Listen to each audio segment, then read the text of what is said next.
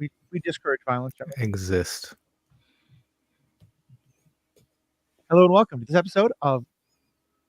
First of all, you guys can hear me clearly, right? It's a little muffled, maybe. I don't know, A little but quiet. I know you've been working on your settings and stuff, so maybe that's the new reality. Yeah, there might have been a little garbliness when you weren't. Yeah, when you were delivering. How do we sound now? Very That sounds clear. better. Yeah. A little Okay. loud. A little on the loud side. Yeah.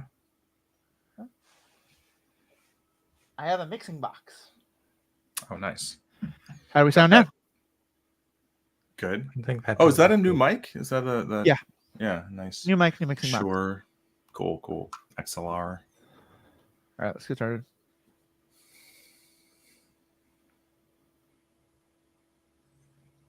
Hello and welcome to this episode of Superhero Ethics.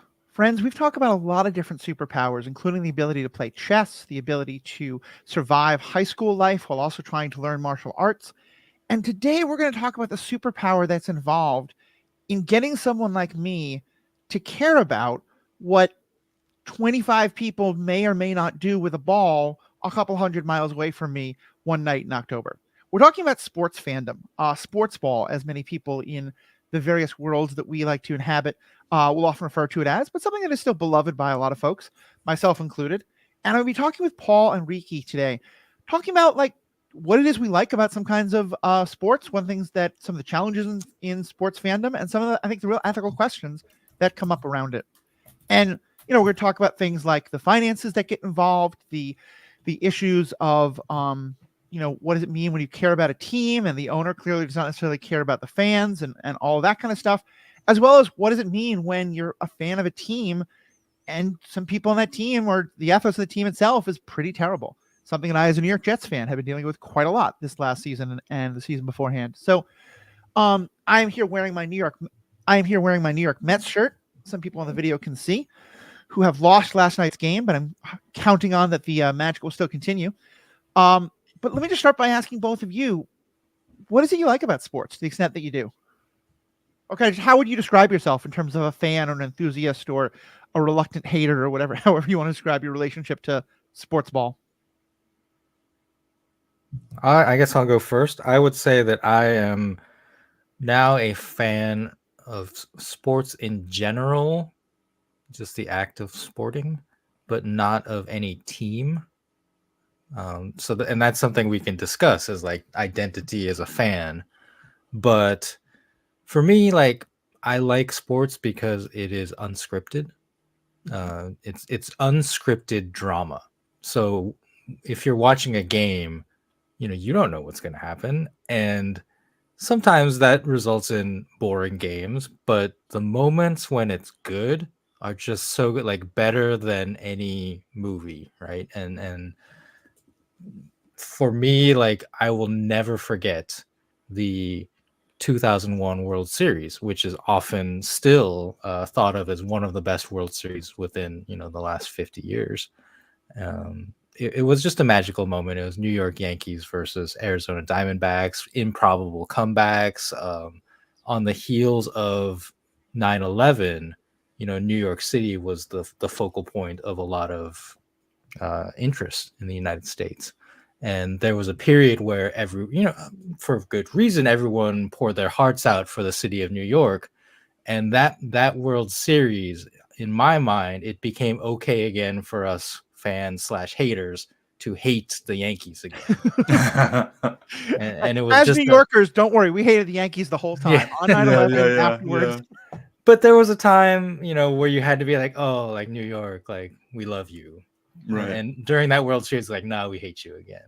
Specifically the Yankees. And, nothing against people living there or anything like that. Right. Yeah, I love that answer. Like I really don't know what I was gonna say, but I do think the unscripted drama element, like the level of drama, and I mean especially baseball, I think this can be true in games with a clock.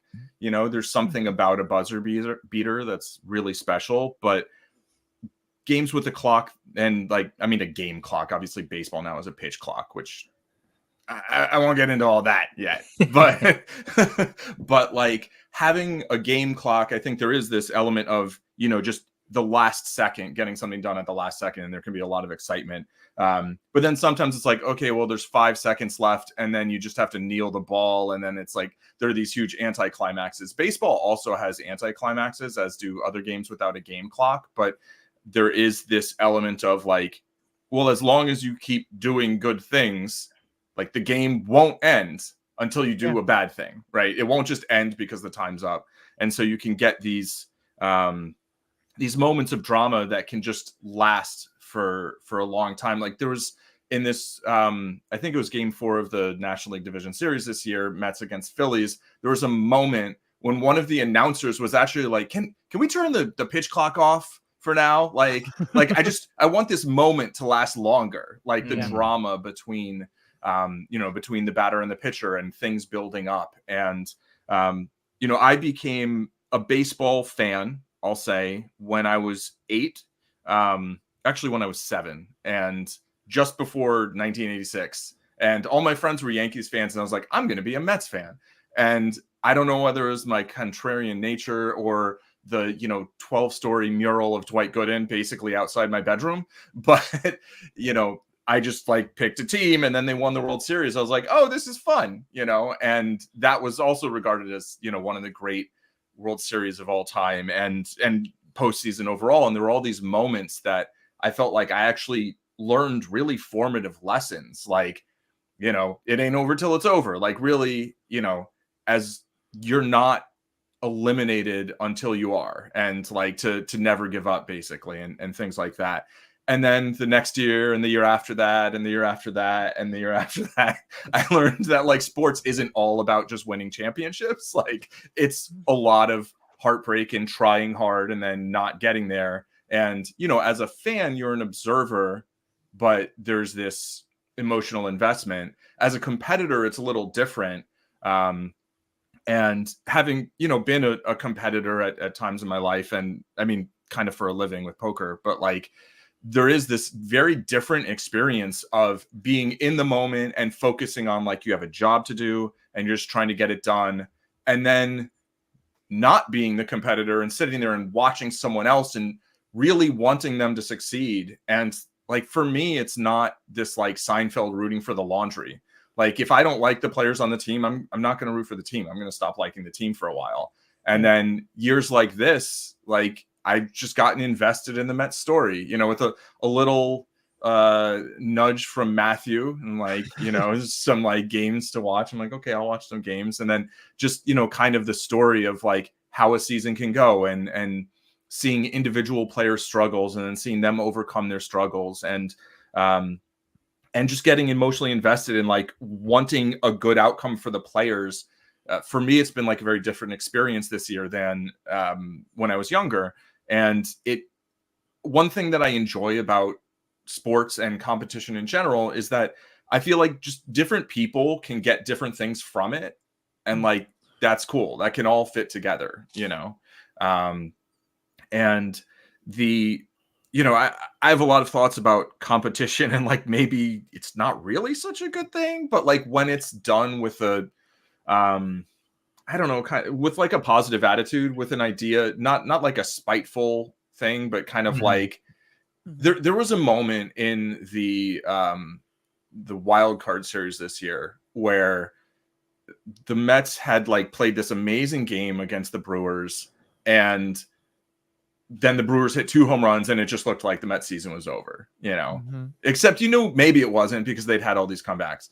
And then Francisco Lindor leads off with a walk, and he gets to first base, and he like pats the first baseman like on the butt, like as they do in sports, in this kind of like, hey, that was like a good home run you just hit. And this is like the season's on the line, and like he's like acknowledging a player on the other team for like doing something cool that might like end his season. And then it went the other way and it didn't, then the Brewers lost. But like it was just this moment of like seeing competitors give one another credit, and while still competing, like I'm going to try as hard as I can to beat you. And then if you beat me, like, good game, like good job. congratulations. And you don't always see that, sometimes you see quite the opposite. But so kind of, I mean, just overall, there's this huge range of human emotion that you can go through watching a game, playing a game. And sometimes it's boredom, and sometimes it's excitement, and sometimes it's positive excitement, and sometimes it's negative excitement, and heartbreak. And I'm not sure if I like it anymore, but I know that I find it engaging, and I can find it like hard to look away, So there's my ramble. So 2 great rambles, because I have like 8 different topics I want to respond to. But let me first start by asking a question. I couch this as kind of a general like sports idea. So far, everything we've been talking about is baseball, and part of that's because we're in October. We're in the World Series, with the build to the World Series, the playoffs. The team that Paul and I root for, as well as the team that Paul and I root for, the Mets, are currently playing the Dodgers, which I know is your team, Riki. It is not. Oh, okay. Well, I feel like as I Ricky said, just said I that have it's not no about his team, allegiance. right? Like I live in Los Angeles. mhm. I love Shohei Ohtani, but I'm not a Dodgers fan. Like, and Oh, and this fair, might okay. seem like semantics, but they are No. important. Like No, they are it's an important important to my distinction. identity. Yeah. And I feel like this is an interesting thing about sports is like when we identify with a team, like it Right. means a lot to you personally. Mhm. And it does mean a lot to me to not identify as a Dodgers fan. Yeah. Okay. Yeah, and I've got something to that point later, but go ahead, Matt. Let me rephrase the question. It's a very good point. I guess more what I meant is that all 3 of us have reasons to care about the teams or players that are currently playing in the October playoffs. And so it makes sense we're talking a lot about baseball. Mhm. I know that for myself, there are a number of sports that I really care about, football being one of them, although I find I don't really care about the team, kind of like Paul, what you were saying, because I just don't like one of them, the main player and the direction they're going. But I also really love basketball and some other things. Where do you all fall in terms of other sports? I like basketball a lot, Mhm. but again, like this comes to like what I like, and for me, it was the Tim Duncan era San Antonio Spurs was Yeah. my favorite team. He's my favorite basketball player in my lifetime so far, and after he retired, and most of I think all at this point of those championship team players retired, I lost a lot of interest. I know that there's an interesting new player on the Spurs. I think Victor Wemby is his nickname, Wembanyama, I think. He's got like a wingspan that's just enormous, and he does amazing things. So seeing clips of him has kind of re-sparked my interest, and like maybe I want to pay attention to this team again and watch some more basketball. But it's been a couple of years. Like I think I watched the NBA finals, a couple of them with the Golden State Warriors, because Steph Curry was on a hot streak and very fascinating as a player. But it's been a couple of years. I don't care for NFL football at all, American football. Pretty much ever since the Colin Kaepernick stuff, I just lost all interest in caring about them. This year we had the Olympics. Didn't watch as much this year.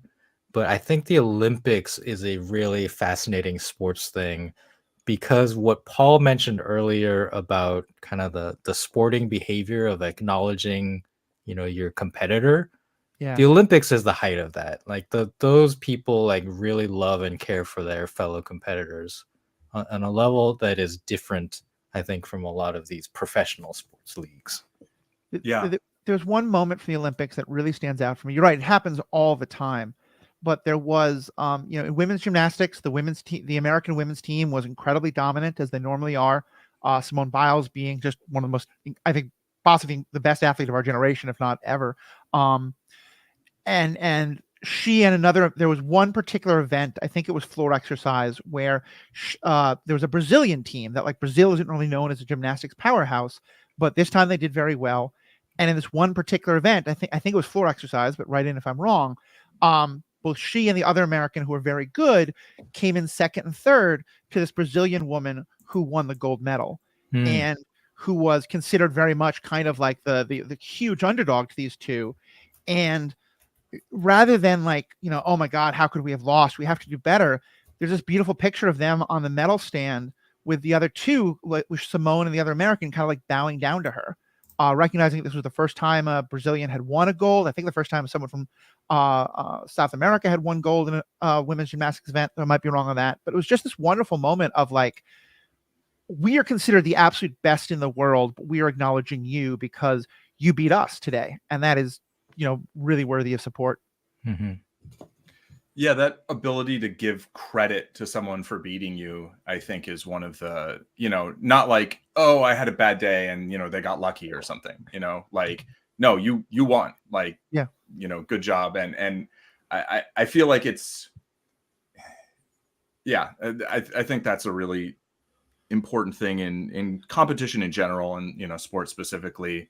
And the Olympics is something that I haven't watched a lot, largely because of like feelings about countries and competing for countries and these things. And in the US, the broadcasts are so heavily dominated by like, oh, here's the 8th place, finisher from the US. And, oh yeah, by the way, this person finished first and, stuff like that. But I do remember in 2004 when I was running in Taekwondo school and they had the Summer Olympics in Greece, and in Taekwondo, there was this amazing gold medal match. Well, it didn't last that long.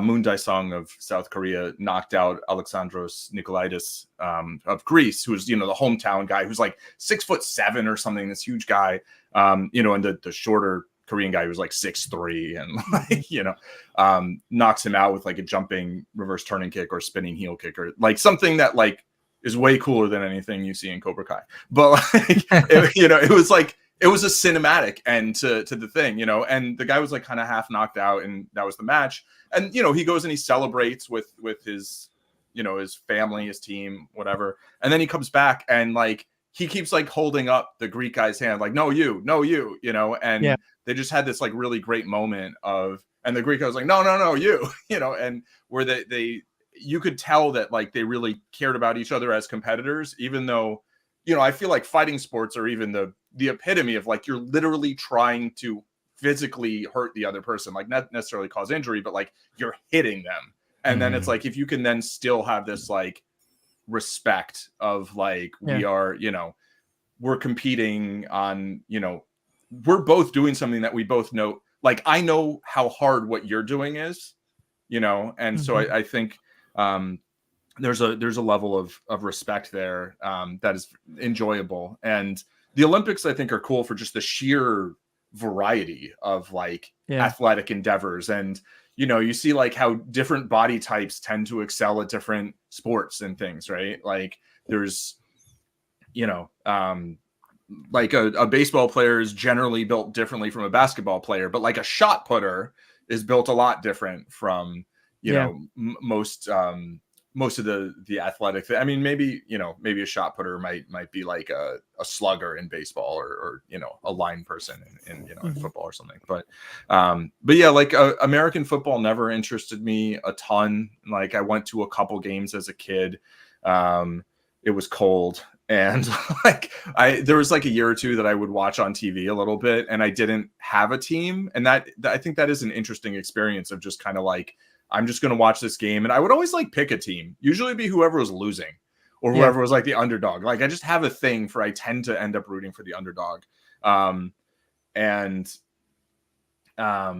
Soccer, I always loved as a game, or football and, most of the rest of the world outside of the US. But like, I never found it televised that well at the time, at least, because kind of the scope of it. It's hard to, I think, different sports are easier or harder to catch in broadcast, and like, if you look at baseball broadcasts from the 80s compared to now, like now it's like, why would I even go to a game when I can see what I can see on like, SNY or something.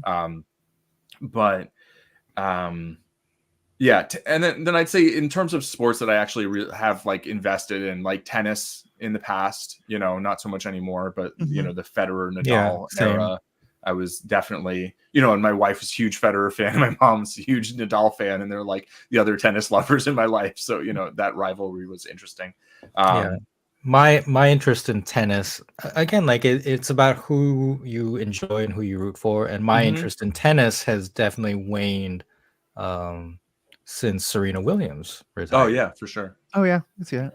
Yeah, and just the last thing I'd mention is chess, that like I've probably watched more of and like gotten invested in more of, and they have these ridiculous 6-hour long games, and it's like, you know, it can be boring, it can be interesting, there's a lot of subtlety, and then all of a sudden it can devolve into some like, you know, seconds long blitzing out moves and just feel totally different, and you get sometimes, you know, just these huge moments of excitement after just a long, like the long build up, I think is often what like makes the excitement as exciting, Yeah, I think so. you know. So there's a couple. Now that I meant that to be like a 5-second question, but of course it led to so much. My great bad. content. No, it's great. It's great. But actually, so let me add to things, a list of things I want to talk about. But I'm mostly just talking about like I think the two things that came up that are for me really why I love sports. Because I underlined so many of the things you guys said, but the first actually was really kind of highlighted by Ricky, what you said about 9/11. Because for me as a New Yorker, I really love sports. Was a huge part of my coming back. Sports was a huge part of me, I think, kind of healing from 9/11 in a lot of ways. And I will say, you know, I did not lose anyone personally. I had friends who lost people. But there was an extent to which, like, as a New Yorker, we really felt like our city was attacked. You know, it fundamentally changed so many things about our city. The skyline that we saw on a daily basis.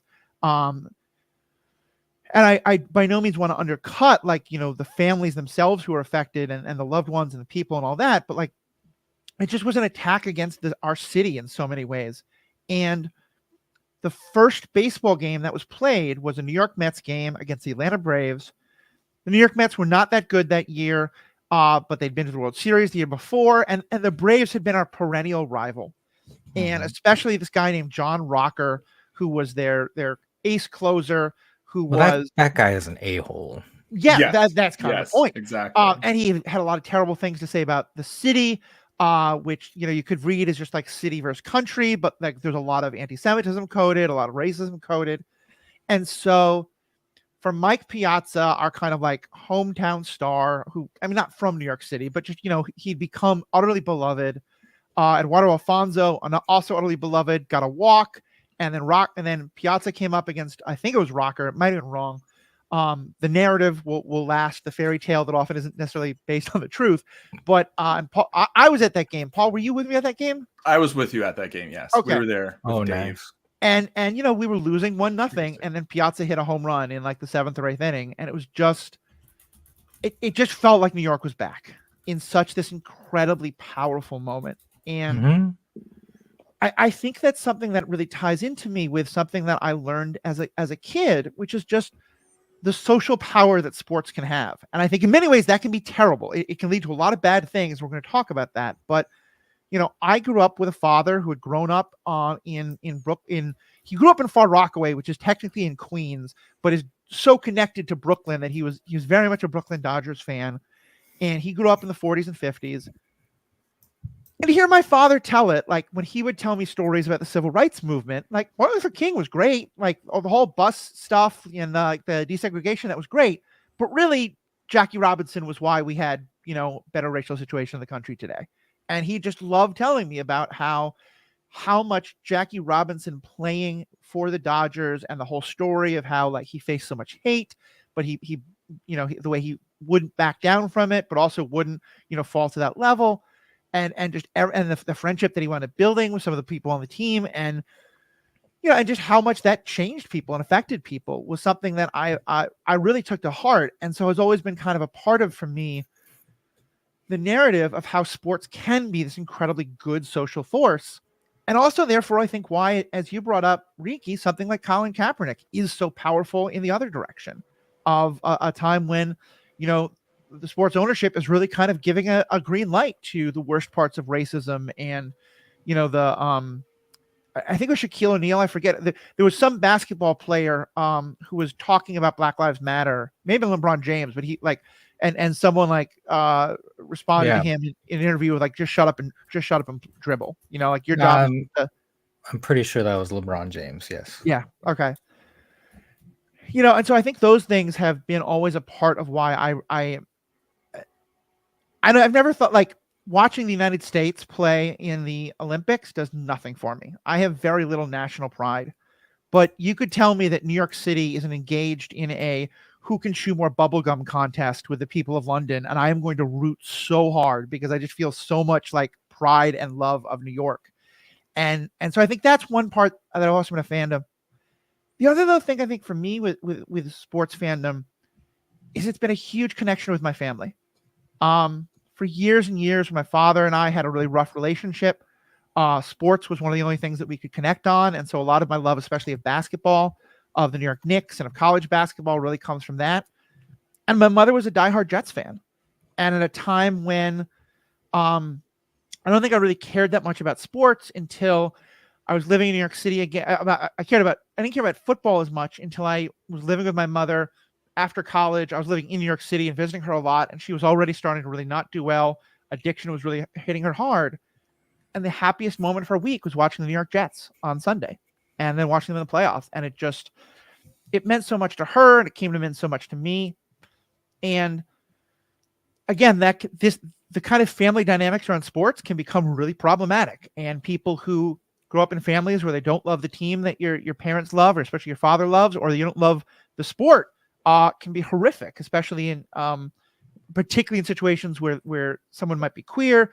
Although by no means does it mean that queer people can't love sports, or that straight kids who don't like sports don't go through this. But all the things around misogyny and homophobia and all that stuff can get really wrapped up in family dynamics around sports. But for me, at least, I will never watch a Jets game and not think of my mother. I'll never watch basketball and not think of my father. My father's still alive, to be clear. My mother's not. But I think that's for me one of the reasons why sports is so important to me, is because of how much of a family connection it has. Yeah, I think there's just a lot of room for powerful dynamics, which can be positive and can be negative, right? Depending on the family dynamic and how that does or doesn't relate to sports.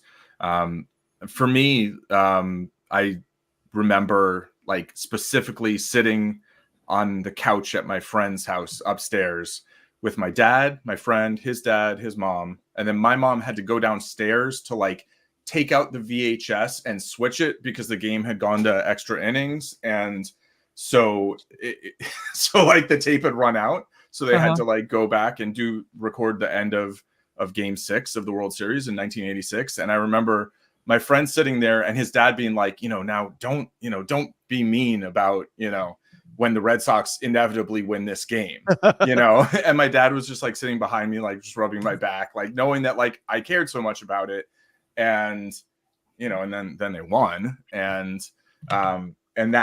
that's a family memory, that's one of my last really happy memories with maybe it's my last really happy memory with my dad. I mean, we watched Game 7 together, but a bunch of us watched Game 7 together, and it didn't have that same that moment. So every time I see that, or every time somebody talks about Game 6, or now the Mets are playing the Dodgers, and it's they're in the National League Championship Series. If they get to the World Series, they haven't won a World Series since 1986. It's it always comes up, right? And so that's a really happy memory, but then he died that winter, and then the Mets have never won a World Series since. So there hasn't been a moment quite like that one. But I was there with you on I think it was September 21st of 2001, the first game back in New York. And the Mets weren't that good that year, but they had actually been really bad for a while, and then they went on a stretch of winning I think they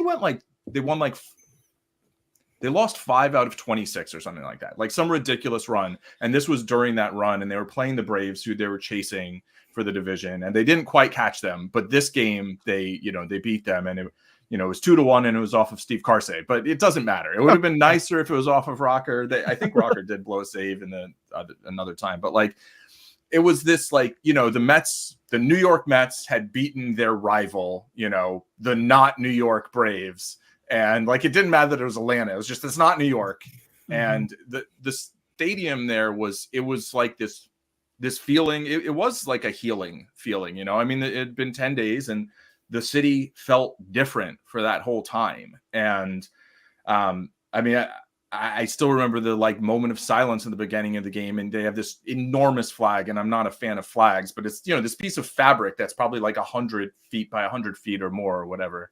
I guess it's not square, but like you could hear it flapping in a stadium of 55,000 people, The loudest silence I've ever heard in my life. Yeah, exactly. And then like Liza Minnelli comes up and sings New York, New York, during, I don't know if it was a 7th inning stretch or if it was in the middle of the 8th. But so, in the bottom of the 8th, Piazza hits this just absolute moonshot. I was about to say bomb. That feels like a bad choice of words, even though there were no bombs involved in that year. But like, it did feel like it was this moment that had meaning beyond the game. And obviously Jackie Robinson, playing baseball, stepping on a Major League Baseball field and playing for the Dodgers was this moment. And then that whole season and all of that, I think that had meaning beyond the game. I mean, baseball was integrated before a lot of other things, and it should have been earlier, right? The whole thing shouldn't have been the way it was in the first place. But like those things and those moments, I do feel there is an impact outside of sports that can be positive, and in those instances, I feel like it has been. Yeah, I mean, even tying it into what you were talking about, Ricky, at the beginning of the 2001 World Series, one of the things that I most remember from that is that the Arizona Diamondbacks had a closer named Byung-Hyun Kim, who was a fantastic pitcher, had a great year, and was I don't know if he was the first Korean player, but he was certainly one of the first Korean players to be a really big name. And the Yankees hit him really hard the first couple of games. And I remember like I was already kind of uncomfortable with some of the stuff, but then the response to it was incredibly racist from a lot of fans, both some within New York but also without. And how much you could see how much it was killing him to have that happen, and for the team to win, felt like such a moment of vindication for him, because I think he did have a couple of really good outings later in the series. And it just felt like such a vindication for him, and the idea of sports being something that isn't just for one group of people. And that Jackie Robinson was breaking one line, and that God, I can't remember. It was a hitter for the Yankees, I think, was the first of the big stars to come from Asia and then do really well. Whose name I now can't remember, but it just felt like. Sorry, for which team? I think for the Yankees, he was someone who was like considered the Japanese Babe Ruth. Hideki Matsui. Matsui, thank you. Was probably the best Yankee. Mm-hmm. Yeah, and I don't. I can't remember if there were any other big Korean stars before Kim, but it was one more reason why it felt like just such an incredible moment. So yeah, Kim. I'm sorry, I'm just thinking. I think there was a first baseman for the Cubs, Choi. Hee-Sop Choi, maybe. That sounds right. I can't remember if he was the first though. Yeah, but yeah, Kim. He got hit pretty hard in games 3 and 4. I want to say. I have very vivid memories of that World Series. Like I said, that is my most endearing sporting moment. I would say. That was an amazing series and had moments. And I was rooting for the Diamondbacks too, and was a Byung-Hyun Kim fan, and was really devastated when he kept giving up these big game tying hits to the Yankees, because and it's funny because I was doing Taekwondo a lot at the time, and my teachers from South Korea, and his last name's Kim as well, and he was a Yankees fan. So he had like a very different take on Byung-Hyun Kim, who I think was like 22 or something. Like he was like a really young guy at the time. Chan-Ho Park, I think, was maybe the first Korean player. He was certainly the first big star. And I mean, to the point where whenever I visited Korea in like 02, 03, and 05, tons of people had Dodgers hats, because Chan-Ho Park pitched for the Dodgers first. And there've been a number, but Byung-Hyun Kim might have been I don't know. Oh, Chan-Ho Park was only 20 when he debuted in MLB. Wow. Because there's a whole different system in terms of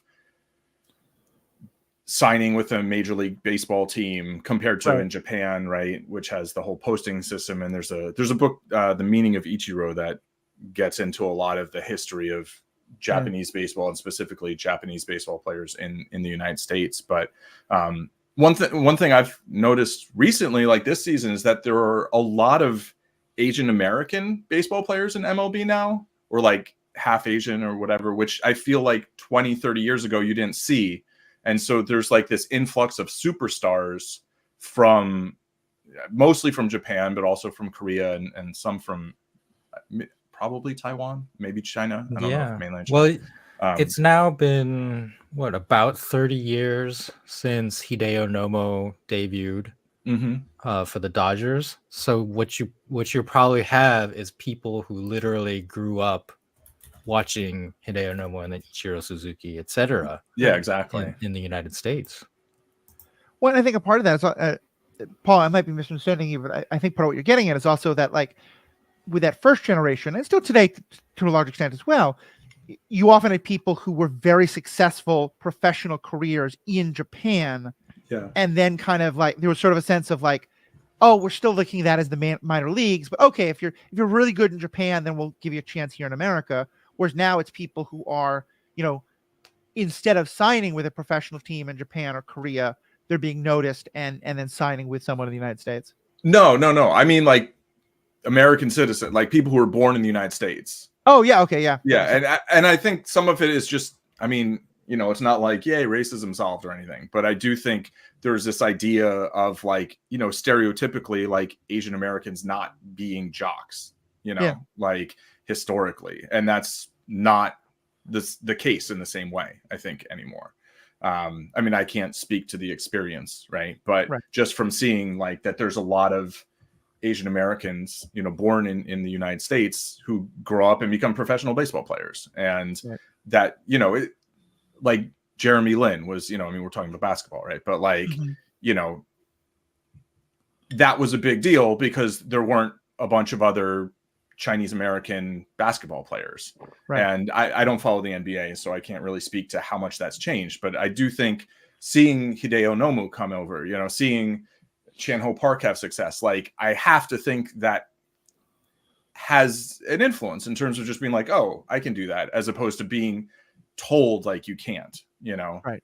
And so yeah, I remember Alexander Rodriguez, A-Rod, definitely not my favorite player for a lot of reasons, but I did always think it was really interesting when he had a very successful career that there've been a ton of Latino baseball players, but for whatever reason, my understanding is that it's much more common for them to be born in somewhere in Central or Caribbean or South America and then come here rather than to be just Latino American. And Alex Rodriguez was, I think he was born in the Bronx, and people always were kind of surprised by that because they were so used to, if you were a Latino player, then you probably were born in the Dominican Republic or Costa Rica or Argentina or something like that. So. Yeah, and that's just no longer the case to the extent that it wasn't. Let's talk about some of the downsides. We've talked, and we'll keep kind of mixing it back and forth. I don't think it's just, blue versus red or anything like that. And I'm going to start with the New York Jets because, as I said, I have been a big fan of them ever since, since I was a kid, and Ken O'Brien and those teams, but especially the teams with Curtis Martin and then Mark Sanchez and Rex Ryan and the butt fumble and all that. But I love those teams. They were always the underdog, and they always they won through great defense. And Paul, you talked about being a competitor. I wasn't much of an athlete in high school, but in college, I really got myself into shape, and I played rugby. And I played rugby on a team that wound up winning a lot of state championships in New York State. D3, not D1, to be very clear. But I kind of intentionally went to a small college where I could play instead of a D1 school where I could watch. And I played rugby, but I was basically the equivalent of like a lineman. I think I carried the ball in one game in my 4-year career, and I almost scored. I came close, which was annoying. But mostly it was my job to like help other people look better. And it says a lot about my personality. I think my love of being basically an offensive lineman and like helping to get someone else to score, and my love of being a rhythm guitarist and like being there while someone else can play lead guitar is like very linked. Yeah, story checks out. Therapists can have a lot of fun with that. But I think it really gave me an appreciation for like sports where, it wasn't just like the,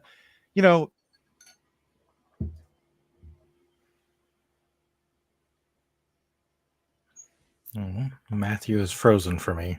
Oh, that's good and bad because, I mean, I thought everybody was frozen for me. I don't know what happens to the recording in this case, so I'm not gonna fill the time with chatter. I mean, I'll chat with I you, imagine it gets not edited. with topical chatter. Fair enough. We're not streaming, right? This is just recording. No, I think it is streaming. Oh, it is streaming. There's a chat. Oh, we're on YouTube then. Oh, I think we got a. Did we get a message? So my computer decided it was a good time to reboot. Oh wow. If we want to go ahead and start talking about problems in sports, like maybe Oakland moving, go for it, or just wait. I'll be back soon. I love those auto updates. Right? Those are the best. Yeah. Okay, so Matthew was talking about the New York Jets, and I think the point he wants to get, like, this was what I thought from the very beginning when they suggested the topic. What they wanted to talk about is how terrible of a human being Aaron Rodgers is. And it's look, I get it, because the last football team I identified as a fan of was the Green Bay Packers. Okay. So I followed the early parts of Aaron Rodgers' career, and he was just like a good quarterback, right? And it was fun to root for a good team and win some championships. Sure. But recently, I mean, he has been on podcasts with some questionable people and has espoused views on like vaccines and stuff, anti-vax views. That are very, in my opinion, very problematic, right? Like, what I think it is okay to be skeptical of like governments and how they utilize science, and we should always be vigilant of such things, because there are obviously like historical issues with like the Tuskegee experiments, where governments have used science and medicine, the veil of science and medicine, to do some pretty abhorrent things. Absolutely. But vaccines, in my opinion, especially when there's a global pandemic, like, that is for the greater good. And we should have a degree of trust that the people in charge of governments are looking out for our health in that case. And I don't like there's a fine line between being a skeptic of the government and their efforts. We're talking about Aaron Rodgers' anti-vax views, and just like outright spreading conspiracy theories, right? And saying like, no, don't get vaccinated because like they are injecting microchips in you to track you. Like, I don't know how far specifically his views go on this, but as someone with such a large following and platform, like, you can't espouse views like that without being like a medical expert. Like, I did my research on the internet, like as a quarterback, NFL quarterback, like, isn't good enough. Like, you are not a medical expert, and the people you are reading are probably not medical experts either. So I got kicked off for a few minutes, but I'm guessing you all decided to run with my anti-Jets feelings. I just talked about Aaron Rodgers. Yeah, and I think that's true, and I think that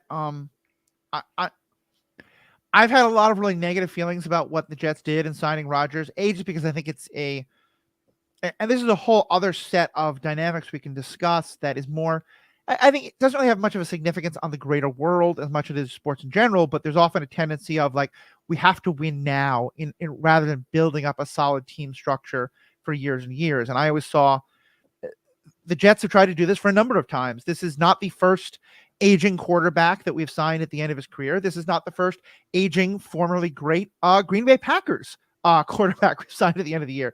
The last one was Brett Favre, who also turned out to be a horrible terrible human being in a lot of ways, and I hope is going to be in a Mississippi jail one day for what he did in terms of like stealing funds from their public works funds and stuff like that.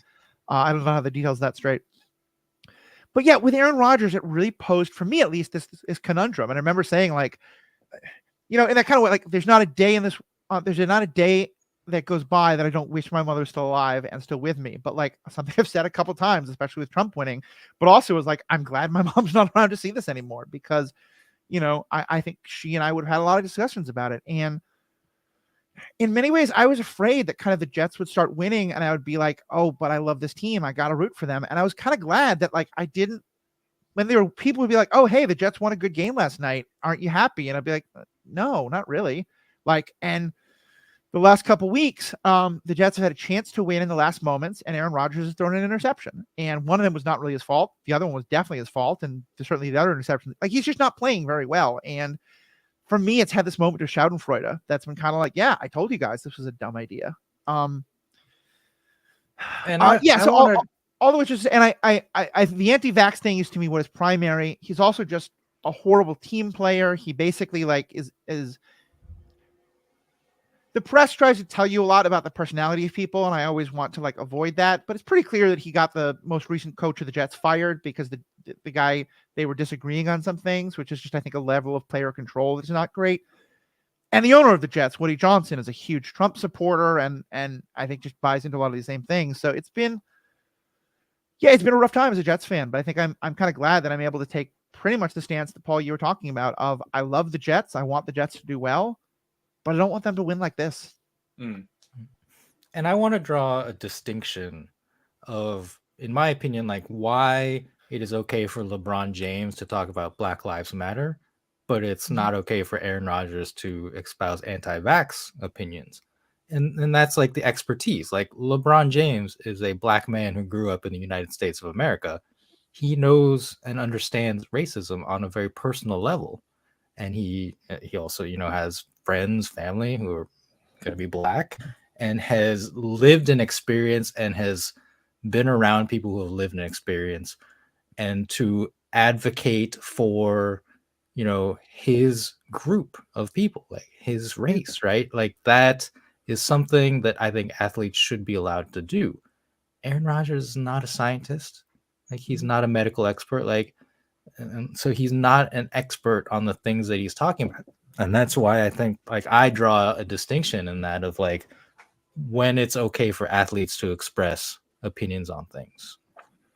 And I actually even want to take that one step further, because I can imagine some folks would say, oh, but you probably all agree with Black Lives Matter and disagree with the vaccine thing.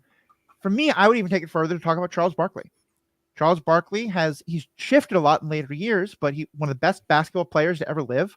If he hadn't been so obsessed with hitting 3-point shots, he would have had the highest shooting percentage of anyone ever, which is kind of something I kind of love about him.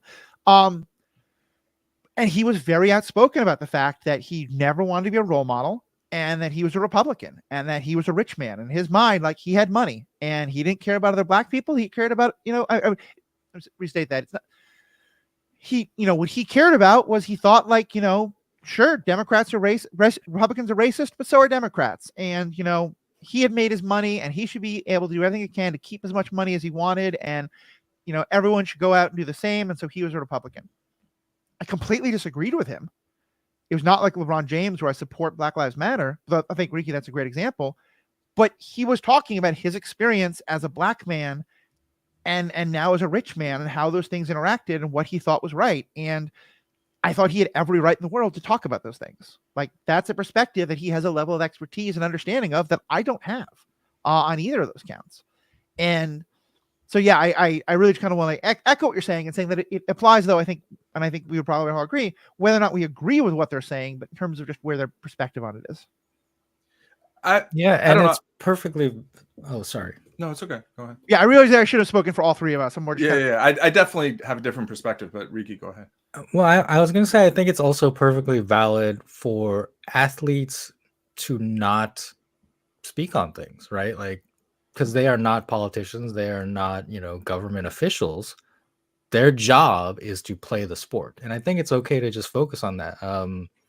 Michael Jordan, very famously, I think, was asked to weigh in on like some political race in North Carolina where he lived. And he said, I don't want to get into it, because I think the quote is like, Republicans buy shoes too. So he was kind of hedging in one direction, but saying like, I'm not going to endorse anyone. Like, this is all I'm going to say on it. And that's very cynical, right? Like, because he, as a businessman, like as a spokesperson for Nike, I think, or was it? No. Yeah. He was Nike. Nike. Yeah. that he didn't want to alienate part of his fan / customer base. So it's very cynical, but I think it's a valid position to take. Like, you don't have to weigh in on it as an athlete. You shouldn't have to. Yeah, I mean, I agree with that. I feel like, I think, I don't think like Aaron Rodgers shouldn't say his views. I just think his views are wrong and harmful, you know? So I think I'm a little different in that regard. I do think like the fact that he has no experience, no like real understanding of what he's talking about, you know, he has no expertise in that. I think is, you know, that kind of should tell most people like, yeah, why would I listen to this person? You know, but I do think overall, like, I don't think athletes are heroes. You know, I mean, I know we're on superhero ethics. Yeah, I think they are looked at that way, but like, Yeah, athletes really are just people doing a job who are extremely good at something physical. Or I mean, if you want to include like esport or like chess or something mental, but like, and the mental side of any sport is a big deal as well, no matter how physical that sport is. But, you know, I like the fact that someone's really good at one thing isn't a reason that people should really listen to them about stuff. But I do think that being so popular, right, means that your words are going to carry more weight in terms of both. Some people are going to give you credit for knowing things that you have no real expertise in, but also like just you're going to reach a wide audience. You have a huge platform, right? You're famous, you have a huge platform. So I do think like the consequence of saying something or not saying something, you know, in Jordan's case maybe, is larger, you know. And I do think saying like, hey, I'm an athlete, this is what I do, you know, I'm not a politician, I'm not gonna speak on this. Like, I think that's reasonable stance. I don't think it's the best stance. I mean, the best stance is to speak vocally for whatever I agree with. But but like, and I do think there is a difference. Like, I think it's an important difference between LeBron and Rodgers in terms of having knowledge of something, having expertise or having an experience versus not having any expertise, right. You know, just doing some kind of like internet research or whatever, which like, I do think like you can actually learn about stuff on the internet. Like, this is real. You can, but you can also learn a lot of things that are not true on the internet. So yeah, Google like, has gotten a lot, like Google search has gotten a lot worse. Yeah. Since the advent of, you know, AI, there's just like more wrong information that you'll find through Google.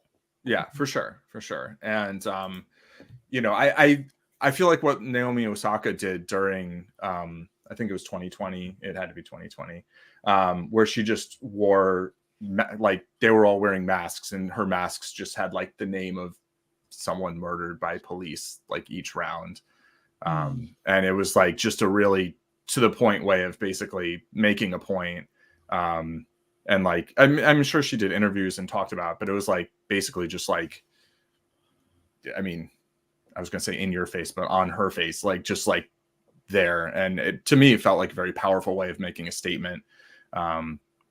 And like, I'm sure some people are like, well, don't bring politics into sports. And it's like, okay, well, don't play a national anthem if you don't want politics in sports. Like, you know, it's like, that is overtly political, playing a national anthem, which by the way, I think is absurd that they do that. But before, when you talked about Liza Minnelli singing, New York, I thought about how much that meant to me. Yeah. Particularly because it was very soon after, and I'm proud to say New York was one of the last places to do this, but they started playing God Bless America at baseball games and then at all sporting events. And that was hideous. Yeah. No, I think it's okay. So I want to be clear, like when I say athletes should be allowed to not express their opinions on politics or current events, I also think it's fine, like if they want to, but you have to be careful of like what is opinion and what is like a, you know, like what Aaron Rodgers is doing is not an opinion. He is spreading misinformation. Yeah.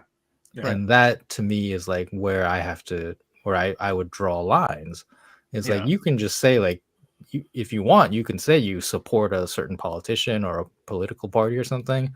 Like free speech is a thing, like, and you should be allowed to do that.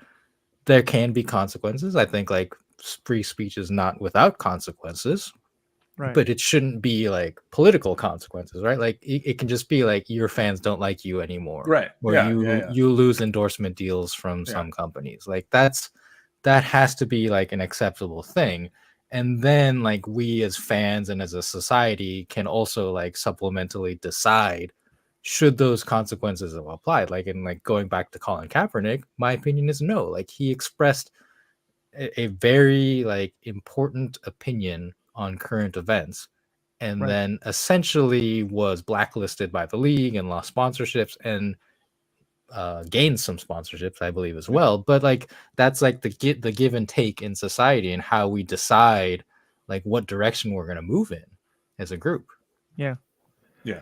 Well, I think it's a really good reminder also that, you know, there's a lot of good different tropes and sayings around the idea of that, you know, not staying something as a support of the status quo, and that like many things are much more political than we think they are. And the national anthem and the flying of flags at sporting events, I think, is a huge part of that. But I think it goes much deeper than that. I think about how many, you know, the decision about whether or not a city or a state or a region is going to fund and or subsidize the arena that a sports team will play in, and just a whole discussion about like trying to get a sports team for a certain city or region is hugely political and economic. And I think I think there's a knee-jerk thought of it's necessarily bad. I don't think that's always the case. I think there can be ways in which a sport like there can be times and instances where a sporting team and an arena can be a real economic benefit to an area, and also ways in which these teams can basically blackmail city governments to get them to pay an inordinate amount of money for things that are not going to help them very much.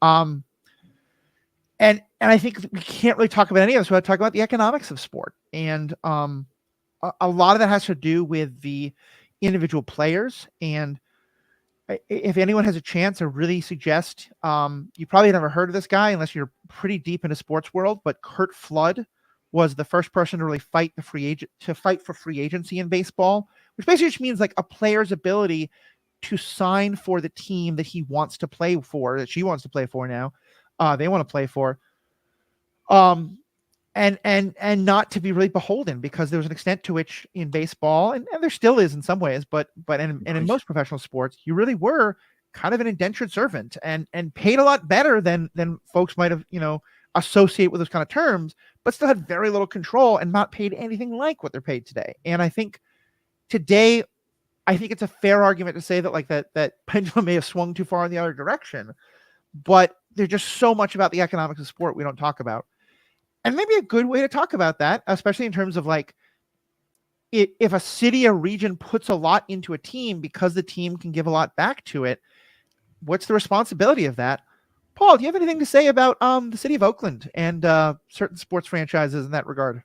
Yeah. So in the last 7 years or 8 years now, I spent 5 years in the Bay Area, North Bay. So not the East Bay, not San Francisco, but in that area. And then 2 years in Vegas. And that's pretty much an abbreviated timeline of the Raiders and soon to be the no longer Oakland A's. And I think of sports teams as basically being kind of like regional religions in a way, you know, where like people are generally indoctrinated in childhood, I think largely, in my view, irrational attachment or just like this, like it is what it is, you know, and it's not I am going to do this because it has this really clear value proposition. It's like this just what you end up rooting for, what you end up believing, basically, you know, you got to believe kind of thing. And if these teams, if these kind of regional religions were owned by the city or region that they were from, if they were owned by the players, maybe I could see, but especially if they were owned by the city, by the fans, I could totally understand using public funds to build ballparks, which are basically public forums. They're these, they're big places where large numbers of people can gather and spend time together and enjoy events, right? And there is real value provided by these venues. Like they exist, they fulfill a purpose beyond even usually just housing a sports team. Right. Because most of the time, I mean, if you think about what's it called, the Roomba in Vegas, because it looks like a Roomba, I think. Yeah. Right. The Las Vegas Raiders home stadium, like what they have 8 games a season or 9 games. Did they expand it to 18 now? Yeah, I think so. Yeah. So it's basically Okay, so it's four preseason games. I mean, Yeah. 2 of those are at home. Right. 9 regular season games, and at the most, maybe 3 or 4 playoff games. So, like at the absolute most, you're playing maybe 14 days out of the year there. Right. So, there's other days for, like, say, a Taylor Swift concert or something, which I ended up not going to. But, like, there's these stadiums can fill purposes beyond just housing this team. And so you could say, okay, well, if you're going to build it and then the city owns it and the team leases it, that's a reasonable thing that you could maybe do. You could have the city builds it and owns the team that plays there. And then, like, the team's not moving. Like, the team can't move. The problem is that you have these extraordinarily wealthy individuals who basically own a regional religion, can move it when they want to, if they can get the rest of their cartel to agree to them. Because all of these leagues basically function like cartels, right? Mm-hmm. And are nonprofits like religion and don't pay. Like the teams are for-profit institutions, right? But the leagues are nonprofits. Yeah, the NFL doesn't pay taxes on the billions of dollars it gets from TV. Right. So this is all ridiculous, and then they basically hold this sport hostage from either a local populace or the people at large. Really, it's like when people say baseball, sometimes they're referring to Major League Baseball. And granted, there are leagues, there are successful big leagues throughout the world outside of the United States and the one city in Canada that currently has a Major League Baseball team. But, like, the problem is that there's so much power and ownership concentrated in the hands of so few people who already have such massive resources. And then they basically can hold this hostage and say, well, if you don't give us $600 million to build a new stadium, we're going to go to another place that'll give us $600 million to build a new stadium. And it's disgusting, And so if you're a fan of a team like that, it's an awful situation to be in. And I personally, when I said I became a Mets fan in 1986, I was for a number of years. And then I kind of stopped following baseball, but I didn't become, like, not a fan. I just stopped following it, partially because of the strike. And that's not a knock on the players. That's the whole institution, right, of Major League Baseball. And then I got back into it late 90s, early 2000s, and was mostly following it until 2011. And the way the Mets ownership was dealing with things, and the fact that they didn't even offer a contract to my favorite player, like, when he left after winning the batting title, like, I was just like, yeah, I'm not a fan anymore, And I followed games here and there, and I watched certain games, and, like, it was hard to quit. I tried to find another team.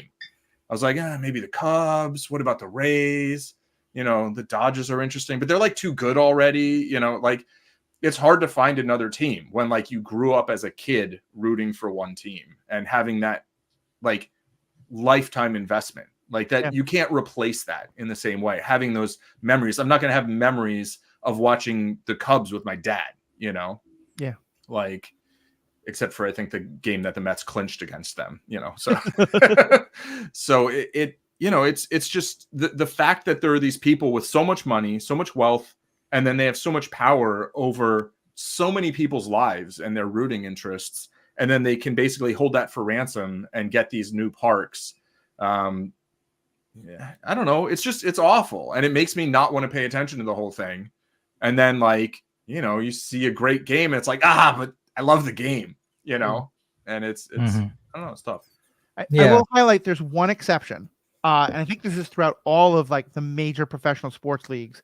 And probably we need to adjust that because I don't know if that includes, like, women's hockey and women's basketball, but I believe this is still the only team.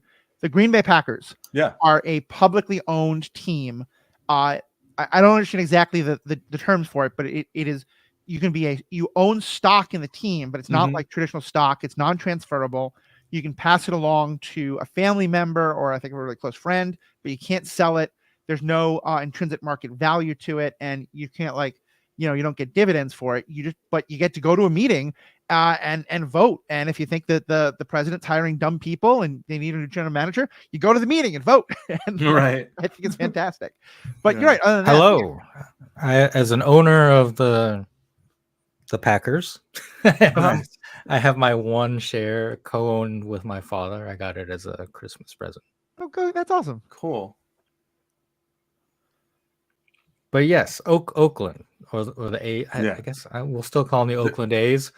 It's very meaningful and personal Sacramento to A's. me because I would say that I was a fan of the Oakland A's post Moneyball. Moneyball, written by Michael Lewis, was what I'm going to say was past tense one of my favorite books and one of my favorite movies.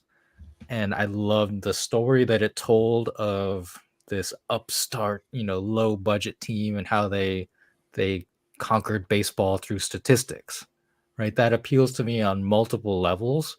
Yep. And now, like the end outcome of that being the A's moving to Las Vegas because the owners were too cheap and too, as Paul has been saying, that they held the city of Oakland hostage. Right. That being the end result of the Moneyball story, in my opinion, like because they never put a real competitive team on the field because they're like, oh, but we're the Moneyball A's. We can't spend money. We can't compete with the Yankees. Like that being their excuse to do that to that city and that fandom absolutely disgusts me. Yeah. And has turned me off of, Moneyball as a property of the A's, as an organization. And like a lot of other problematic stuff has come out about Michael Lewis's subjects, right? Like the Michael Orr situation, The Blind Side. He also wrote a book about Sam Bankman-Fried before the crimes came out, where he was like, "This guy's a genius, huh?" So I'm having a reckoning with Michael Lewis and the subjects he picks and why he writes these books, and it just seems like he's running cover for his rich buddies now. Is like a thing I have to deal with, and so like this is like our areas of fandom, right? Like fan of a book, fan of a team. I'm like, who am I now? What do I root for?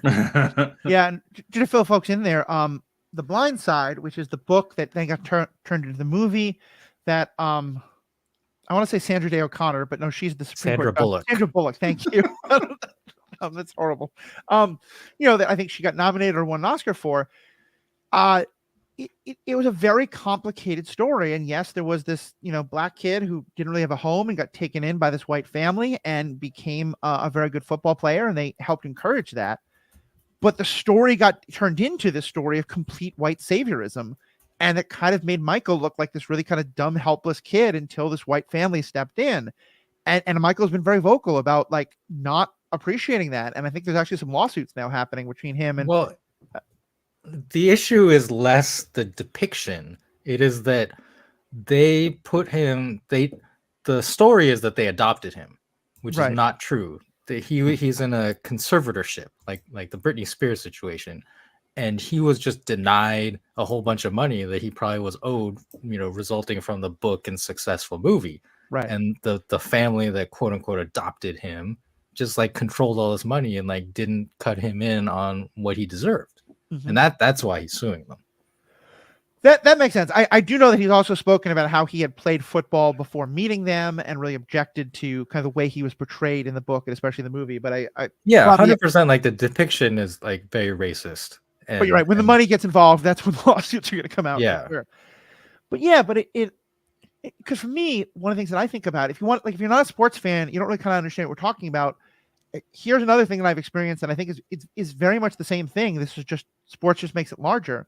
One of my first jobs was tenant organizing and, helping renters in buildings with landlords who are doing terrible things. And one of the most traditional things for a landlord to do especially if they want to be able to sell the building and not have it be renters, but have it be condos or whatever, is to make the conditions so bad in the building that people move out, even if they have rent control, and then they can, sell the building at this huge profit.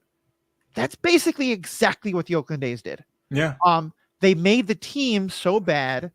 I've been to that stadium many times, and in the summer, it's utterly miserable because you're right under the sun. It's outside enough of the Bay Area that it doesn't get like the cool weather. There's almost no shade. You're in direct sunlight for most of the game. Or because of where it is on the water, it can sometimes even get cold at night. With very few bathrooms, there was very few like good concession stands. They just made it a miserable experience. And so people didn't want to go, as well as, like as you were saying, not making it a very good team. So people didn't want to watch. And then they were able to say, hey, Major League Baseball, there's not enough people to support a team here. I've got to move. And it's just, it is destroying a public resource so that you can make a profit out of it. Right. And I think it's despicable when landlords do it. And I think you're right. It's despicable when baseball owners do it. And I want to be able to say it's this one individual owner, but the fact is that, like, we know that Major League Baseball can force the sale of a team. They've done it in the past. A number of sports have. When the owner of the Los Angeles Clippers came out saying a number of horrifically racist things, and particularly about the players, the NBA forced him to sell. When I think it was the owner of Jeff Lurie, the owner of the Montreal Expos, was just running that team into the ground. Major League Baseball forced him to sell, and then wound up taking over the team and then moving them to Washington. And but with this guy, they're like, no, the whole sport itself was like, no, this is a perfectly fine way to do it. And this is the most recent example, but a number of teams have done this recently. Yeah, and I just want to put a name to all this. John Fisher is the principal owner of the Oakland A's, the son of Gap founders Donald Fisher and Doris Fisher. So yeah, he So it's had like a lot of family money and put it Yeah. into this team to buy it, but then has, cynically not invested in either the players or the infrastructure of the stadium. Now, Riki, I know, obviously I've heard you talk about Shohei Ohtani and other Japanese players that really mean a lot to you. Are you knowledgeable at all about the Japanese baseball league? Because I'm kind of curious if similar dynamics happen there. No, I don't know a thing. I mean, Okay. I know a few players, but I don't know anything about the business side. That's fair. They're like, it's more company based, I think, right? Yeah. I'm pretty sure the teams are owned by companies, like the names instead of like the Giants or the Yomiuri Giants. So Yomiuri is a newspaper. Oh yeah. Well, Nintendo owned the Seattle Mariners for a good deal of time. They may still. Yeah, and I think they owned the team that Ichiro played on, and so the whole posting fee thing was a little. As a Mets fan, I'm salty because, like, basically, the same Nintendo basically traded him to their. He was just transferred to their Seattle office. Exactly, and the Mets were the team that made the second best bid, and like I would have loved to watch Ichiro like regularly. I mean, he would have been my favorite player if I was able to like watch him regularly. I mean, he's exactly the type of player that I always loved. Instead, the Mets got Tsuyoshi Shinjo, who also played baseball.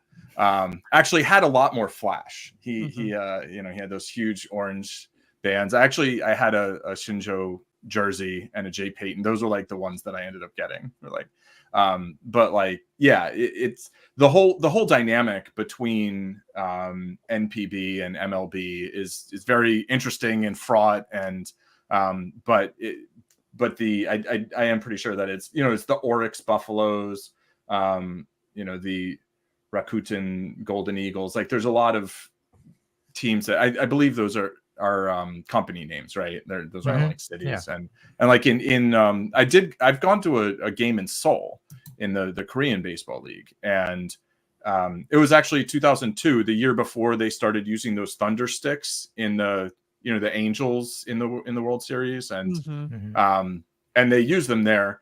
But it was two teams who I think both of their home stadium was Seoul, and it was the Doosan Bears against the LG Twins, like LG, the electronics company, or they make a lot of things, and like you had the fans of each team on a separate, like you got first base or third base line based on like what team you were rooting for. And then there's like cheerleaders like on the top of the dugout, like between innings with like coordinated cheering. And but so it's like it is a different dynamic, but it's companies instead of individual wealthy people, which I don't know how much different that is. Like, is that better? Is that worse? I don't know. But like, you know, I think it probably depends on like the leadership, because in terms of like baseball or like US sports teams owners, like we talk about like the owner as an individual person, right? Like Jerry Jones is the owner of the Dallas Cowboys, right? And so there's this sense that he makes all the decisions and he has like final say on stuff, whereas if it's a company, presumably there's like a board that collectively makes a decision, and that makes it feel a little more comfortable for us, even though if there's like 10 people on a board, they're probably equally rich and you know, evil from our perspective, in terms of their decision making. But it distributes that evil among 10 people rather than like one single figure. Like the only company ownership of a team in American sports I can think of, and I'm sure there is an individual, I think it's like a family owned business, but Miller, the beer company, owns the Milwaukee Brewers. And mostly I just know about that because when I lived in Madison, Milwaukee was the best place to go to see a baseball game. And so I tried to see the Mets every time they came, and you couldn't get any good beer because you could only buy Miller beer products. Yeah, and like they play in Miller State, right? They play in Miller Park. Yeah. Well, we've been a little over an hour, and we do have a little bit of bonus content we're going to talk about. In our bonus content, we're going to talk about sports fiction and like some of our favorite sports movies and things like that. Let me just kind of ask you then, as a wrap-up question, and I think I'm going to pose the question and then I'm going to give my own answer, which is, given all of this, and we've barely scratched the surface of some of the problems in sports. I think this is less true in baseball, but certainly in basketball and football, but also somewhat in baseball. Like, I think there's a lot of arguments that particularly in men's sports, it can encourage some of the worst aspects of, and like, you know, you look at the rates of domestic violence among professional athletes, and it's, you know, almost as high as cops, which I'm not saying flippantly, like the rate of cops is incredibly high. Among football players and stuff like that, it's also quite high. I think in sports in general, but especially football players. There's obviously the incredible health risks in football, but also in a lot of other things as well. There's a lot, I think there's a very good argument to be made that a lot of the opioid crisis that's being faced in America right now is a lot having to do with high school athletics and the way high school athletics is treated and how hard high school kids are pushed, and that then leading to injuries that then they're overprescribed for opioids and things like that. There's so many problems we haven't listed. Why are we still fans? Were you going to answer that first, or you want? Yeah, I was, and then I was going to debate if I should. And I think for me, the thing that I will say is, and I'm going to ask the question and then immediately say why I think it's not entirely a fair question.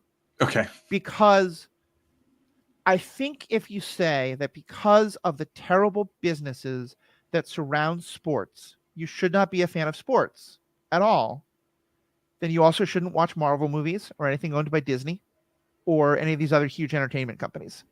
Or, you know, which is not to be flippant and say, so not care. Like, I definitely, the things I watch and do is influenced by my feelings on the ownership of those things. I'm just saying that I think that sometimes sport, and the same way, like not just that, but also like how much military propaganda is in MCU movies, and how much like, you know, misogyny is in so many of the kind of movies that, you know, rom-coms and stuff like that, although they're getting better. But like, I watch a lot of my favorite movies again from the 80s, and I'm like, oh man, there was a lot of homophobia in this movie that is just not needed in the slightest. And like, it's mainly because sometimes it is needed. Say what? That was a joke. No, it was I was saying something because of the way you said it. Like you said, which is not needed in a slide. I'm like, because sometimes it is needed. Never needed. Like, exactly. No, it's not. Exactly. I mean, unless the point is that. Okay, for sure. Like, sometimes we need homophobia. Anyway. I was like, Paul. No, it's like a shortcut of characterization for this character is an a-hole. Exactly. Or just like, look, it's okay that we have them be close male friends because they make a joke and use the F word, you know? Right. The F slur. So not the curse. The the other bad word that's really actually worse. That should be called the 2-syllable one. Yeah. But yeah, my point being that I just think that like I think sometimes sports ball, and I'm saying that kind of ironically because that's the kind of a term that's used for people who don't like it. Sports plays an outdate. Sports has a huge part in our society that probably is far more than it should be. And until recently, like being a fan of sports was considered okay. Being a fan of the MCU was not. And I think at least that's changing to some extent. Mm-hmm. And so I get why there's so much hostility towards sports fandom. And I think a lot of it's justified. But I think that especially now, it's worth looking in more detail at why are we sometimes like almost kind of knee-jerkedly, rejecting of sports fandom in a way that we're not of comic book movie fandom or, some other thing that or often the industries about it can be just as problematic and awful. I mean, I guess my answer would be like, I'm not sure. Like the other day, I made a joke where I said, you can call me a fan, because for over 10 years, I was like, yeah, don't call me a fan. Like that's not the word I would use. And it was just realizing that I actually really did care a lot about the outcome of one baseball game. But like at the same time, like I'm not a fan of the institution. Like I won't pay money to go to a baseball game. I won't pay money to watch a baseball game. I have access to some and I enjoy that and appreciate it. But I have deliberately for over a decade said, no, I'm not giving you any of my money, and it's like, I'm giving you my attention and I am talking about it. And that's the currency, but like, I've got my ad blocker on when I'm watching your videos online. Like, it's, and so that's kind of, to me, that's my compromise of like, I don't want to financially support the system. And the institution specifically, I'm mostly talking about Major League Baseball, because other sports, I just haven't really, I mean, I paid to see some tennis games back in the day, the US Open and whatever, but like, so to me, it's kind of like, I don't know if I would characterize myself as a fan, broadly speaking. I would say that I currently care about the outcome of baseball games for a particular team. And I love the game. And so it's like, well, if this is the game played at the highest level, like I tried to find like a Mexican league team to root for. Like, I tried to read more like about, Japanese baseball or Korean baseball. Like it's difficult to change sometimes, and you know what I mean? Baseball's not even vegan, really. I mean, it's like the amount of leather used in these things. Like I don't want to support that either. That's like a personal quandary for me as well. And so I feel like having an emotional investment, but not a financial investment, is to me kind of where I say, okay, this is where I'm going to draw the line for myself. And I think everybody just has to do that for themselves. And not to completely derail us, but I've never thought about this before. I'm now wondering, is there a vegan leather product that, like, are there any players who are vegans or vegetarians even, and just don't, and have gloves that are not made out of animal product? I'm not aware of that. I haven't really looked into it. I mean, I know Colin Kaepernick's a vegan and has a Ben & Jerry's non-dairy flavor. Changed the world, like WHIRL. Okay. But like, no, I'm not sure. I mean, I do know that those products exist. Like you can get a mitt and a ball that are not made with leather. But I'm not sure how widespread they are. And like, if I was like really into baseball, like actively like wanting to be involved more, like I would actually try and push for that to be more of the thing, you know? I mean, I haven't bought a glove since I was a kid, since my parents bought me a glove, basically. The last one was my Keith Hernandez mitt that he signed and looked at and was like, yeah, you beat this to hell. Like you've played some first base with this. But like, yeah, it's, I don't know. I don't know much about that now. All right, back to the original question, Riki. I would say that I'm not a fan of sports. So this week I've been reading a book. It's called Fans, subtitle A Journey into the Psychology of Belonging by Michael Bond. And it talks about sports fandom of, like Marvel Comics, MCU, and also delves into how it relates to politics and nationalism, because that's what we're talking about, is like a group. Yeah. We're a group, right? Yeah. We're a Right. group that identifies as something, and often is the case that we oppose something else, like another team, another country, another political party, and these overlap a lot. And it's coming at this time, in this country, when there's an election coming up, a very consequential election, and people are reckoning with their identity, right? Like, how do you identify Democrat or Republican, as a person living in the United States, right? Like, all of these things matter. And so, going back to sports, because of a lot of the things we've talked about, the problematic things, like even the Olympics, I didn't really, like I said, I didn't watch the Olympics that much this year, because the IOC is such a corrupt institution.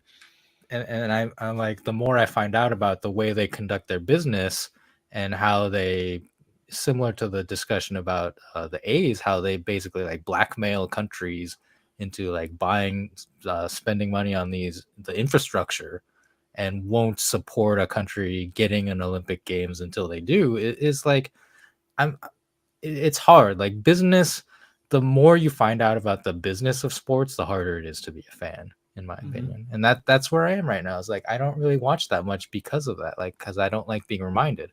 Yeah. But I have a few people I follow on social media who are like sports journalists, and they post updates and clips and stuff. I'm like, I enjoy watching those. So that's the kind of fan I become. This past month, Shohei Ohtani's chase of 50-50 home runs and stolen bases was the most I've been engaged with sports in quite some time. And that's the level of fandom I am now. Like I said, I'm a fan of Shohei Ohtani. I was a fan of this chase of a historical milestone. Yeah.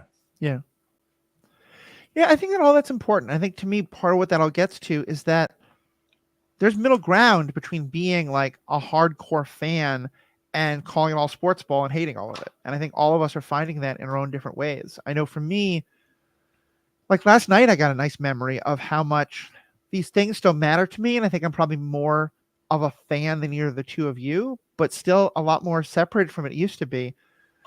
Last night, we're recording this on Thursday, October 17th. Last night, in the third game of the playoffs, the Mets got blown out. It was a horrible game. And, it was not a fun feeling to watch.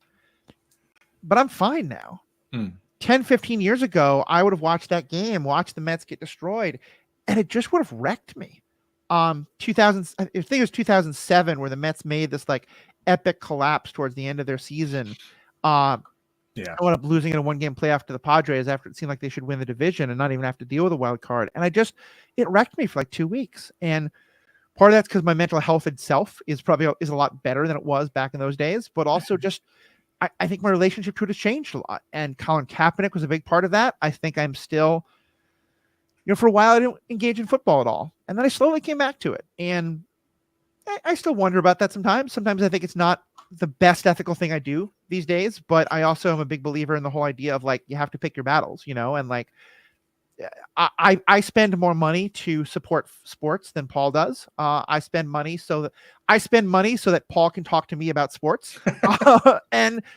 But there are other things that I boycott that other people don't, and I think, we have to kind of make our own choices in all of that. And yeah, I think this is a great discussion, and I'm really glad we're having it. And I hope that we're going to continue it because I do know that Emily Sissel, who is a fantastic content creator. She's been on this podcast a couple times. Her husband runs a sports podcast that deals with these ethical questions. So I'm sure at some point, maybe around the Super Bowl, we're going to do something like this again and have him on. So yeah, I don't think this will be the last time we're talking about it. Cool. I want to touch on one final thing, if that's okay. The term sports ball, I don't like it. Yeah. And for me, it's a slur. Like, it's not a slur on the level of like a racial slur, but it is a term you are using to denigrate other people's enjoyment of something, and I just don't like that. Like, I have my opinions on sports and the business and all that, and I've withdrawn a little, but I don't hate people who enjoy sports. I want people to enjoy sports. I wish I could enjoy them back to that level again, but I just can't.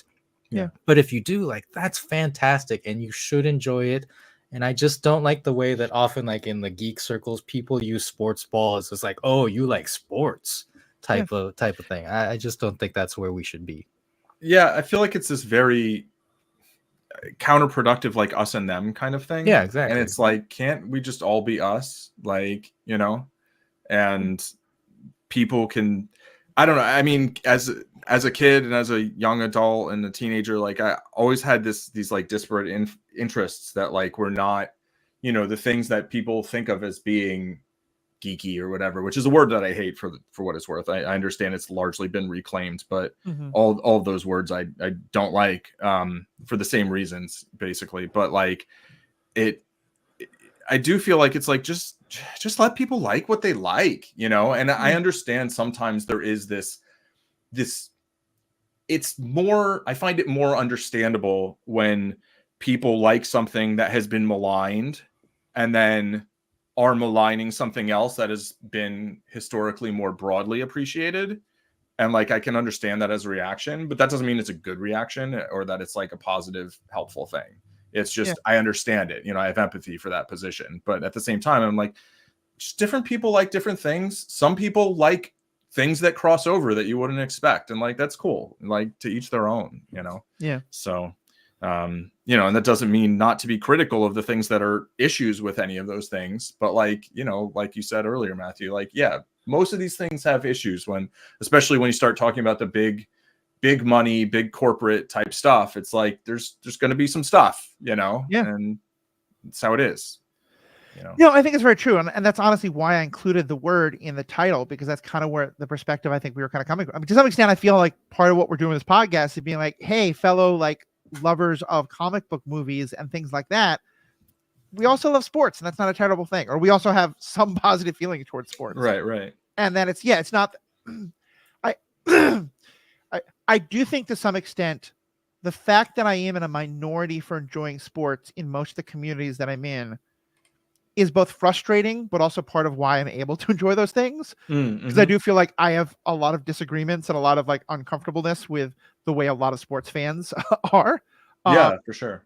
But I also think that, and I do think, like, you know, I got bullied in high school for being not very athletic and being into, you know, not comic books, but like Dungeons and Dragons and stuff like that, primarily by the jocks in my school. And I think there is both some truth to the jocks bully nerds dynamic. I also think it's a mentality that has been massively overplayed by most of the media of that time. And that people sometimes hear about, you know, a sports figure who also plays Dungeons and Dragons, and they're like, oh my God, how could that be? And the fact is, that lots of people, you know, people are not either jocks or squares or nerds or goths. Like, people are much more complicated than that, and they have feet in all of these different directions. And so I think in many ways that's kind of the mission statement of any of this podcast, is that it is completely okay to not enjoy sports. It is completely okay to. I the same way I'm kind of like, this is going to be a weird connection and probably one that you two may not share, but and so I shouldn't end it with this. But with the three of us, we go on for a while. I feel about sports kind of similar to the way I feel about religion, in that, like, there's a lot of horrible things associated with it, and a lot of people in my life have been very traumatized by it, and I have never will ask you to see it differently.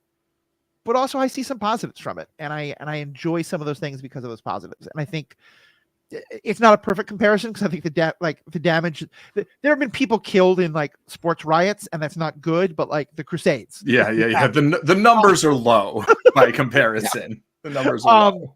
But just in that kind of idea of like, I think, if anything, I think the message of this podcast is, or at least for me, is like, you know, it's easy to paint sports with a broad brush, and especially for it to be, like you said, like we've been marginalized by the jocks for so long. Whereas today, like, as I understand it, like, if you want to get beaten up in high school, a good way to do it is say you don't like comic books. Like, you know, not that I think it's physical beating up, but like, you know, that the days of like the comic book nerd is the social outcast is not the case anymore. And basically just agreeing with you guys about Sportsball, and now going off on a couple of stupid tangents. So I think it's probably overblown, like the dichotomy between jocks and nerds. Because thinking back to my time in the Magic the Gathering circles, like one of my best friends, Jared, was a huge New England Patriots fan. Oh, right? He talked about them all the time. I remember another person who called American football hand egg, right? Like that's like another kind of Yeah. way to denigrate that Yeah. sport. But Yeah. he was a huge soccer fan. Right. For the Portland team. I can't remember what they're called. So I think like the average nerd is probably a fan of some team. Yep. Yeah, I think that's true. I think just a lot of people grow up liking sports and a lot don't, but like it does cut across all sorts of subcultures and Yeah. you know.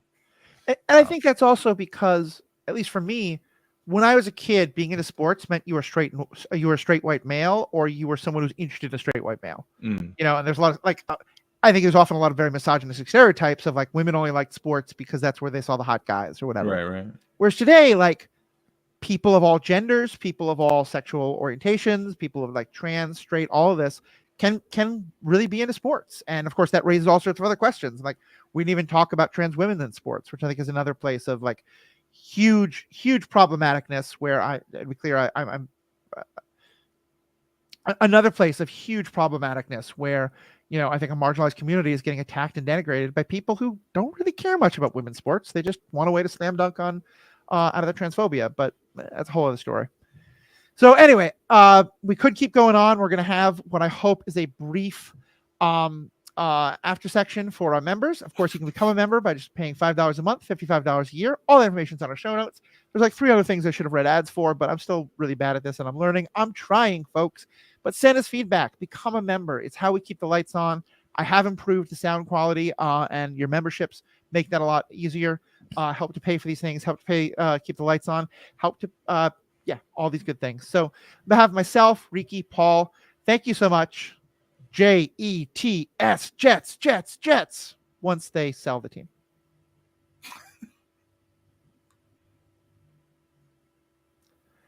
All right, welcome back. So let's keep this somewhat brief, which means normally 10 minutes. With us, I hope it's under a half an hour. I will actually cut us off at the 2-hour mark. I'm going to cut all that out.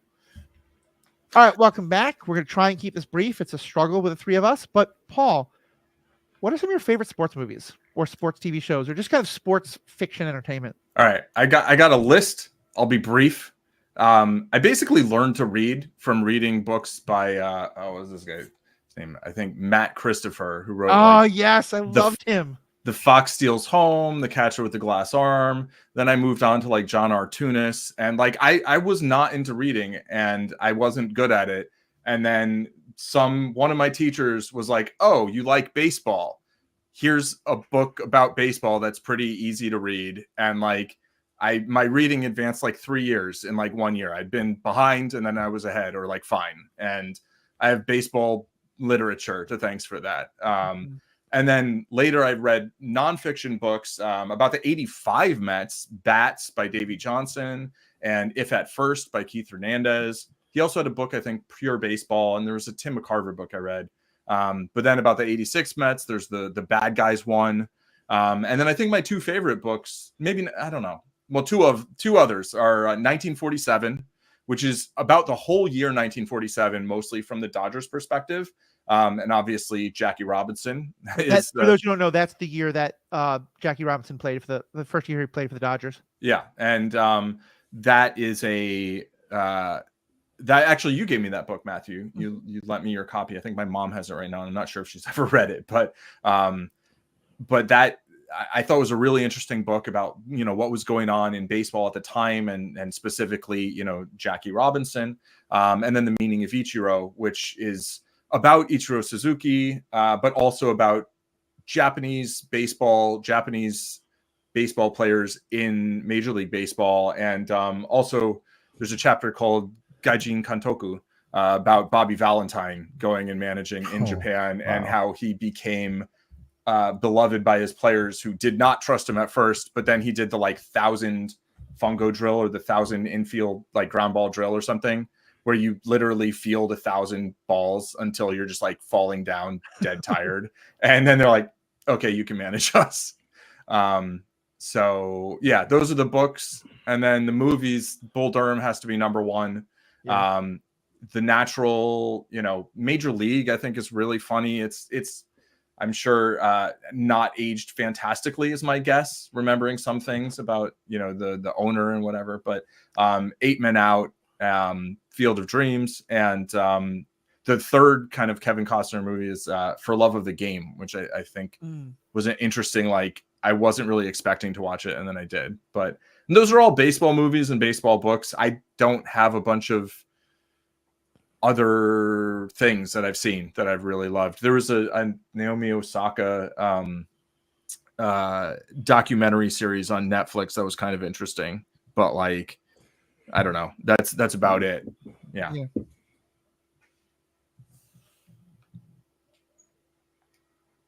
Ricky, what about yourself? Well, as I said in the main episode, I'm having a reckoning on how I feel about Moneyball, the book and the movie. Historically, for me, both beloved, but now I don't know what I'm going to do going forward. Yeah. So movie-wise, I would say 100% Field of Dreams is easily in my top 10 movies. Yep. So it's got to be my favorite sports movie. James Earl Jones recently passed away this year, and his character and his speech at the end, the baseball speech, "People Will Come," is one of the best monologues in a movie. Books, I don't know, books other than Moneyball. I do read a lot of like sports kind of history books, like recent ones about like World Series winning teams. I read one about the Astros, I think 17, the trash can cheating Astros. Yeah. And then TV show Haikyuu is an anime about volleyball, high school volleyball. And it is really good. The way that they animate the action in the volleyball feels like a fighting anime in ways. The over dramatic actions, and apparently like it's so popular and has had such a big effect in Japan that the men's Olympic team used the theme song from the anime as kind of like their warm-up song, and like they're really good. And I want to find out like if there has been an effect of like this anime has been so influential that more kids have been playing volleyball and that's why they're better. It seems like a possibility. Sure. Yeah, why not? That's fantastic. Yeah, I love those examples. I'll comment on one that you guys already raised, one that's related to one you raised, and then one totally different. Just in terms of Field of Dreams, I agree. It's one of my absolute favorites. And I think for me, and I don't think this is by any means universal, but I mean, so much of that movie is about baseball and a history. And it's also really about a father and a son and the connection that baseball had. And I think for me, that movie is something that I always cry when I watch, because a lot of it's, the son has a very troubled relationship with his father, and baseball is one of the things I could connect about. And that for me, that was my basketball with my father, and still is in some ways. Second, I'm so glad you brought up anime, Riki, because I would not have thought about it, but it really should be included in this. Yuri on Ice, one of my favorite animes, and I'm not a big anime person. Riki and my spouse are both kind of helping me, drag me into it, helping me to enjoy a lot more of it. But on Ice is about Yuri on Ice is specifically about male figure skaters at the sort of top levels of competition. And it's a beautiful, it's very much a male-male love story, but it's also just a beautiful depiction of life among these, top-level athletes. And I think, again, kind of in the homophobia that's often associated with sports culture, this is looked down on. These men are incredible athletes, and there's incredible amount of artistry, but also just like the physical stamina and dexterity that's needed to do this kind of ice skating is amazing. And apparently it is so accurate in terms of like the kind of dynamics that happen among the men on the circuit, because you're all competing, you're all from different nations, but it's like every month you're going to a different country that's hosting the Japanese figure skating competition, and then you're going to like the Pan Europe games in Germany, and then like the whatever it is, and apparently around the time it came out, whenever the next Winter Olympics was, a lot of the male figure skaters, like at the Olympic Village would get together and watch this show.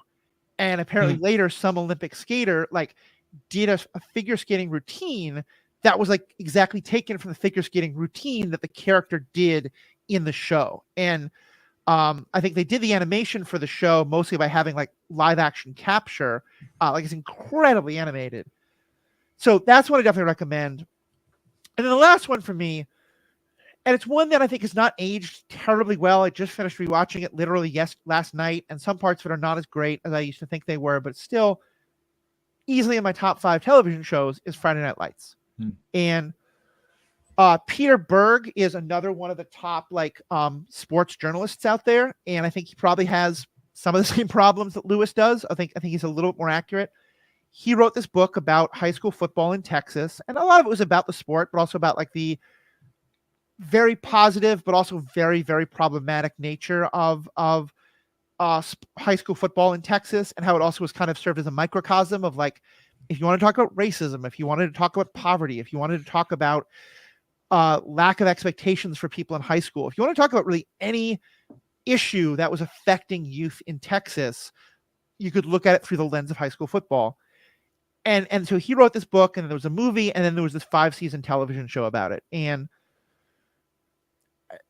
not all of it's perfect. I think that a lot of the things that I used to like, the one of the main female characters is a high school guidance counselor and winds up slut shaming a lot of the female characters in ways that I think are really uncomfortable. And there's some stuff with her daughter that's not great. But overall, and I think the show is very much about like, we're not going to tell you something's good or bad. We're just going to show you what it's like. And it kind of reminds me of The Wire in that way, although there's a lot less dead bodies and a lot less cursing. But it's very much like none of these people are heroes. Like Coach Taylor is kind of the main character, and he's very much a heroic type, but he's also not great in some regards. And there are situations where he should be doing what's best for the players, but is doing what's best like as people, but he's doing what's best for the team. And, you know, situations where, you know, his wife comes to realize that his students are cheating or failing, but he's getting through it because they're helping the team. And there's all sorts of stuff with the players around race and around culture and around sports and around bullying. I think it's one of the best TV shows ever made, and it's fundamentally about the role that sports plays in a small Texas town. So, yeah, it's because it's not lionizing sports, it's not demonizing sports. It's just saying this is a major institution, and here's how it plays out. Cool. Mm-hmm.